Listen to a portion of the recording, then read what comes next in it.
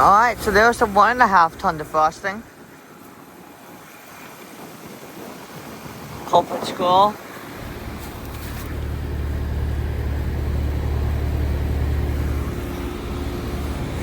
A little bit ago, I just caught this one. And then I caught this one defrosting yesterday. And I was like, the only one I need to get over here is this one now, because this one I've been trying to get defrosting for a couple years.